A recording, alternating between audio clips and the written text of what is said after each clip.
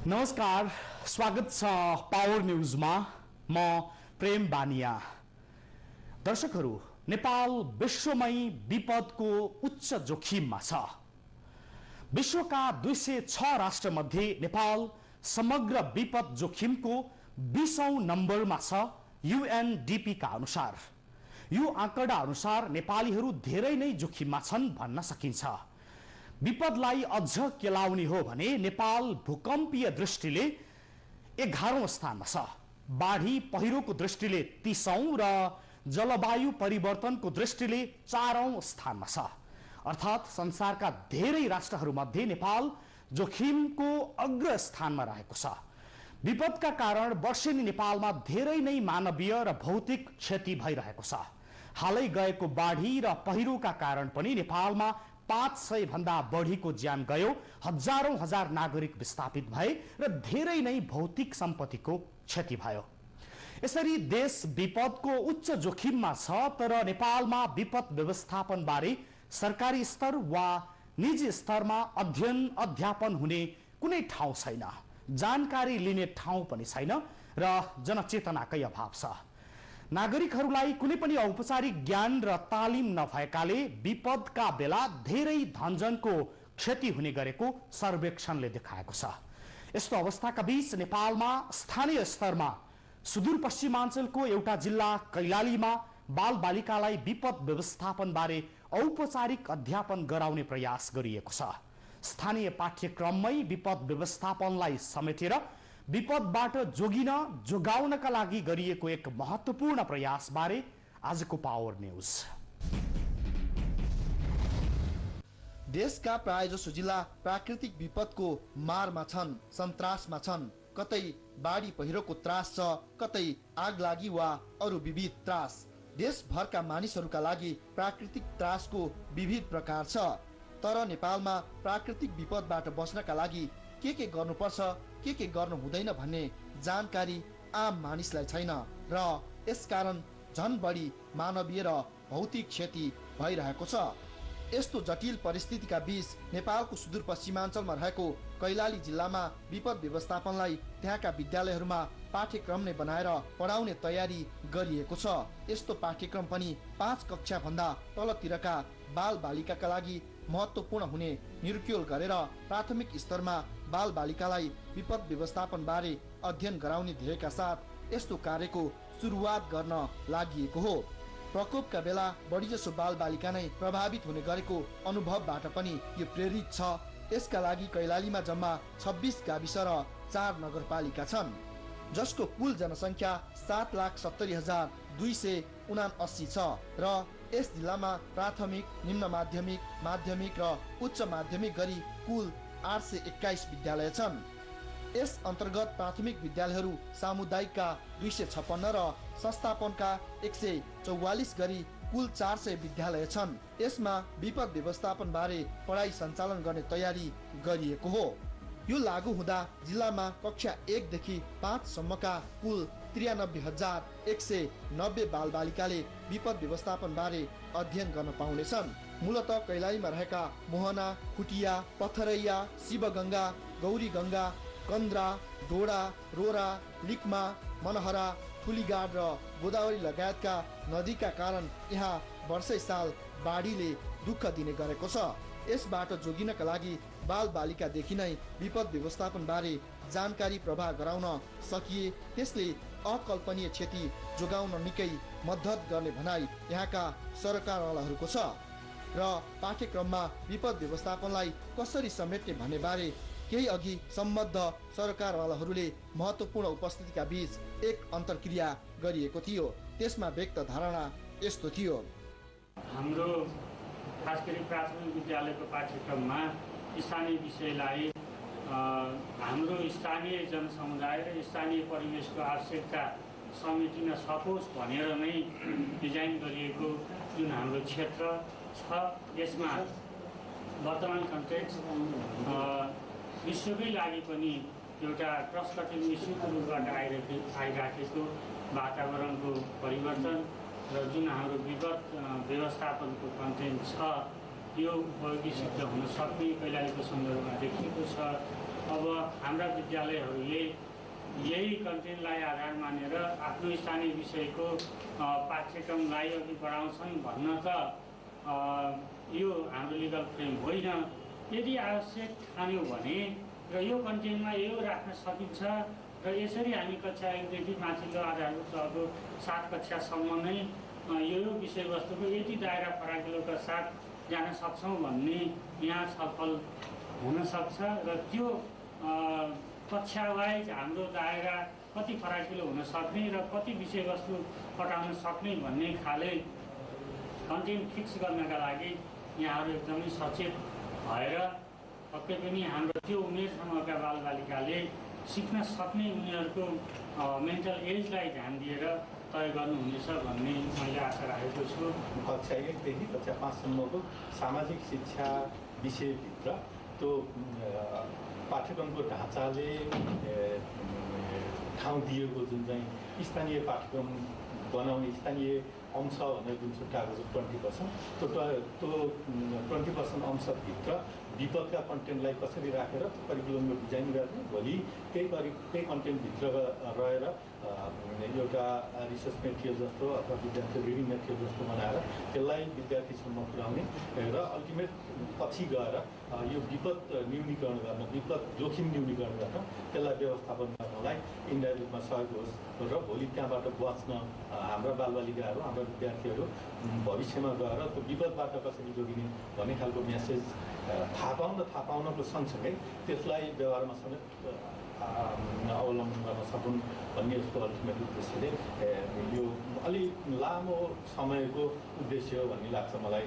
समुदायमा आधारित समावेशी विपद पूर्व तयारीका लागि जिल्ला प्रशिक्षण समूह MT को सहभागितामा भएको यो अन्तर्क्रियाले आगामी शैक्षिक सत्रदेखि कैलालीको स्थानीय पाठ्यक्रममा विपद व्यवस्थापनलाई समेट्ने आधार तय गरिसकेको छ। यसबारे सरकारवाला निकायहरूको भनाइ यस्तो छ। पश्चिम नेपाल भूकम्पको उच्च जोखिममा छ किनभने यो क्षेत्रमा गोर्खादेखि पश्चिम काङ्गडासम्मको क्षेत्रमा 500 वर्ष यता ठुलो भूइँचालो गएको छैन, महाभूकम्प गएको छैन। महाभूकम्प जाने समयावधि जति चाहिँ लामो हुन्छ त्यति नै ठुलो भूइँचालो जान्छ, भूकम्प जान्छ भन्ने चाहिँ गरिन्छ। र त्यस्तै नेपाल 198 मुलुकको अध्ययन गर्दाखेरि नेपाल 11 नम्बरमा भूकम्पीय जोखिमको 11 नम्बरमा छ। यो पानीजनित अथवा जल उत्पन्न प्रकोपको हिसाबले, विपदको हिसाबले हेर्ने हो भने 30 नम्बरमा छ बाढी र पहिरोको लागि, हामी सबैलाई थाहा छ। तर जलवायु परिवर्तनको विषयलाई हेर्दा संयोजन 11 को अध्ययनले रिपोर्ट अनुसार नेपाल 4थो नम्बरमा पर्छ। यी सबै कुरालाई हेर्दाखेरि के त अब हामीले हाम्रो जीवन नै सुरक्षित छैन त? प्रश्न त्यहाँबाट सुरु गर्न नै उपयुक्त हुन्छ जस्तो लाग्छ मलाई।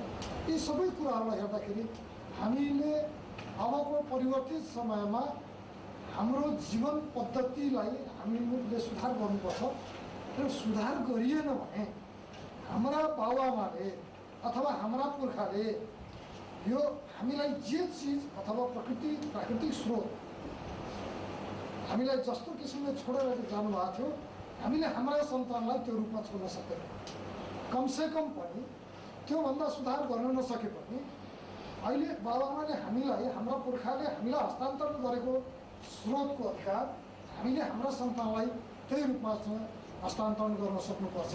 अहिले हाम्रा विद्यालयहरू सबै आफ्नो आवश्यकता अनुसारको करिकुलम बनाउन सक्षम नभएको हुनाले अब विभिन्न सङ्घ संस्थाको सहयोगमा यो विषयवस्तु विपद व्यवस्थापनको विषयवस्तुका लागि कक्षा वाइज यसरी यो वेटेजको यति फराकिलो पाठ्यवस्तु राखेर गयौँ भने हाम्रा बालबालिकाहरू बुझ्न सक्छन् भन्ने सहजीकरण र उनीहरूलाई बुझाउनका लागि हामीले तयारी गरेको मात्रै हो। विपद व्यवस्थापन अध्ययन अध्यापन बारे कैलालीका जिल्ला शिक्षा अधिकारी भन्छन्, पाठ्यक्रम विकास केन्द्रले चाहिँ 80% करिकुलम केन्द्रले बनाएको छ, जस्तो सामाजिक अध्ययन, शारीरिक र हामी सिअक भन्छौँ सृजनात्मकता विषयमा, र 20% करिकुलम चाहिँ स्थानीय स्तरमै बनाउनु पर्ने प्रावधान राखिएको छ। र त्यो प्रावधान अन्तर्गत नै यो काम यहाँ भइरहेको अवस्था छ। मलाई लाग्छ हामी कमजोर थियौँ अथवा हाम्रा विद्यालय हाम्रो सिस्टममा चाहिँ लोकल करिकुलमको इम्प्लिकेसन चाहिँ त्यति प्रभावकारी रूपमा भइरहेको छैन भन्ने जुन आरोप लगाइरहेको अवस्था थियो, त्यो अवस्थामा यी कुराहरू भइरहेको छ। त्यो एकदम राम्रो सकारात्मक रूपमा अगाडि बढेको जस्तो मैले लाग्छ। यसको उद्देश्य स्थानीय लेभलमा चाहिँ यो विपद व्यवस्थापन कसरी गर्ने यो सम्बन्धी चाहिँ केही अवेरनेस गराउने र त्यो विषयवस्तुलाई चाहिँ हाम्रो स्थानीय स्तरमा हुने विभिन्न किसिमका त्यस्ता विपदका घटनाहरूलाई कसरी न्यूनीकरण गर्ने, साथै त्यो विषयवस्तुलाई चाहिँ प्रभावी लेभलको स्थानीय करिकुलमको दायरामा कसरी ल्याउने भन्ने सम्बन्धमा छ। स्थानीय पाठ्यक्रमको रूपमा सामाजिक शिक्षा र शारीरिक शिक्षा विषयमा 20% अंश स्थानीय पाठ्यक्रमलाई छुट्याएको छ र कक्षा 6 देखि 8 सम्ममा ऐच्छिक विषयको रूपमा स्थानीय विषयलाई छुट्टै यहाँ छानेर लोकल लेभलमा छानेर स्थानीय विषयको रूपमा पढाउन सक्ने भनेर त्यो प्रावधान खुला गरेको छ। त्यो अन्तर्गत अहिले हामीले यो कार्यक्रममा कक्षा 1 देखि 5 कक्षासम्म सामाजिक शिक्षा विषयभित्र पर्ने 20% अंशलाई स्थानीय पाठ्यक्रमको रूपमा छुट्याइएको 20% अंशलाई त्यो विपद व्यवस्थापनको विषयवस्तु राखेर पाठ्यक्रम तयार गर्ने र भोलि त्यो पाठ्यक्रम तयार गरिसकेपछि त्यो आज तयार भएको यो कार्यशालाले तयार गरेको पाठ्यक्रमलाई फेरि स्रोत सामग्री शिक्षक स्रोत सामग्री र टेक्स्टबुकको रूपमा समेत विकास गरेर विद्यार्थीसम्म पढाउने र अल्टिमेट रूपमा अन्तिममा विद्यार्थीहरूलाई यो विपद व्यवस्थापनमा विपदबाट जोगाउन सहयोग गर्ने उद्देश्य राखेर यो कार्यशालाको आयोजना गरिएको हो। प्राकृतिक विपदका दृष्टिले निकै प्रभावित कैलालीमा यस प्रकारको प्रयासले सार्थक रूप लिँदा धेरै बालबालिकासँगै हजारौं मानिस लाभान्वित हुनेछन्। यहाँ मुख्य गरी बाढी, पहिरो, आगलागी, भूकम्प र अन्य मौसमसँग सम्बन्धित घटनाहरूको प्रभाव निरन्तर परिरहेको हुन्छ, जसबाट जोगिनका लागि र क्षति कम गर्नका लागि यस्तो पाठ्यक्रमले महत्त्वपूर्ण योगदान पुर्याउने स्थानीयहरूले बताएका छन्। देशमा विपद जोखिम व्यवस्थापन राष्ट्रिय रणनीति 2009 ले पूर्व तयारी र जोखिम न्यूनीकरणका लागि जोड दिएको छ। पूर्व तयारी र जोखिम न्यूनीकरणलाई सहयोग गर्न स्थानीय विपद जोखिम व्यवस्थापन योजना तर्जुमा निर्देशिका र जिल्ला विपद व्यवस्थापन योजना तर्जुमा निर्देशिकाले सहयोगीको भूमिका निर्वाह गरिरहेको छ। यी निर्देशिका र रणनीतिले प्राकृतिक प्रकोपका कारण निम्त्याउने विपदको प्रभावकारी प्रतिकार्य र विकास कार्यमा विपद जोखिम व्यवस्थापनलाई मूल प्रवाहीकरणमा जोड दिएका उदाहरणीय बन्ने अपेक्षा लिएको छ। यो कार्यक्रमका लागि युरोपियन कमिसन, ह्युम्यानिटेरियन एड र सिभिल प्रोजेक्टको सहयोगमा विस्तार कार्यक्रम अन्तर्गत केयर नेपालले सहयोग गरिरहेको जिल्ला शिक्षा कार्यालयले जनाएको छ। केही समय अगाडि पाठ्यक्रम विकास केन्द्र विपद व्यवस्थापन सम्बन्धी विज्ञ, प्राज्ञ र विभिन्न क्षेत्रका सरोकारवालाहरूको छलफलबाट कैलालीमा विपद व्यवस्थापनलाई औपचारिक रूपमै सबै विद्यालयमा अध्यापन गराउने बारे प्रक्रिया अगाडि बढाइएको हो, जहाँ पाठ्यक्रमलाई स्थानीय आवश्यकता अनुसार बनाउने कोसिस भइरहेको छ। पाठ्यक्रम नीतिमा सामाजिक र शारीरिक विषयमा स्थानीय आवश्यकता अनुसार 20% सम्म पाठ्यक्रम स्थानीय विषयवस्तु अनुकूल राख्न सकिने प्रावधान भए अनुसार यस्तो प्रयास गरिएको हो र यसरी पाठ्यक्रममै विपद व्यवस्थापनलाई समेट्दा यसको बृहत्तर लाभ हुने विज्ञहरूले ठम्ब्याएका छन्। जस्तो विपदका बेला सबैभन्दा पीडित हुने बालबालिका र वृद्ध वृद्धाका लागि यो महत्त्वपूर्ण सिकाइ र प्रयोग हुनेछ, साथै यसबाट मानवीय र भौतिक क्षति कम गर्न सहयोग पुग्नेछ। अनि बालबालिकाले सिकेका कुरा परिवारमा सजिलै प्रवाह हुन्छ र यसको बृहत्तर लाभबारे विज्ञहरूको धारणा सहित आउँछौँ, तर त्यसअघि एकैछिन विश्राम लिन्छौँ। दर्शकहरू, न्युज 24 टेलिभिजनमा पावर न्युज बीच हुनुहुन्छ। नेपालको कैलालीमा विपद व्यवस्थापनबारे प्राथमिक स्तरका विद्यार्थीलाई पाठ्यक्रमबाटै अवगत गराउन खोजिएको महत्त्वपूर्ण प्रयासमा बोलिरहेका छौँ र यसको बाँकी सन्दर्भ अबको क्रममा। विपद जुनसुकै बेला आउन सक्छ र यसले धन जनको क्षति गर्ने खतरा रहन्छ। यसकारण विपद व्यवस्थापन बारे जानकारी लिन आवश्यक हुन्छ। विपद व्यवस्थापन सम्बन्धी पाठ्यक्रममा विपद के हो, यो कसरी आउँछ, विपद आउनु पूर्व कस्ता सावधानीहरू अपनाउनु पर्छ र विपद गइसकेपछि कस्तो उपाय अपनाउनु पर्छ भनेर औपचारिक शिक्षा दिन पाठ्यक्रममा विपद व्यवस्थापन पढाउन लागि हो। यसले विपदबाट बस्न सहयोग गर्ने विश्वास लिएको छ। भोलिको दिनमा कस्ता किसिमका विपदहरू आउन सक्छन् भन्ने कुराको सम्बन्धमा चाहिँ प्री इन्फर्मेसन सैद्धान्तिक ज्ञान दिन्छ र त्यही जुन विद्यार्थीहरूले त्यो विषयवस्तुको विषयमा चाहिँ अध्ययन गरेका छन् ती विद्यार्थीहरूले चाहिँ भोलिको दिनमा चाहिँ विपद व्यवस्थापनलाई चाहिँ तत्काल अवस्थामा के गर्न सकिन्छ भन्ने के अरे प्र्याक्टिकल रूपमा पनि तिनीहरू चाहिँ एक्सन ओरिएन्टेड हुन्छन् होला भन्ने विश्वास गर्न सकिन्छ।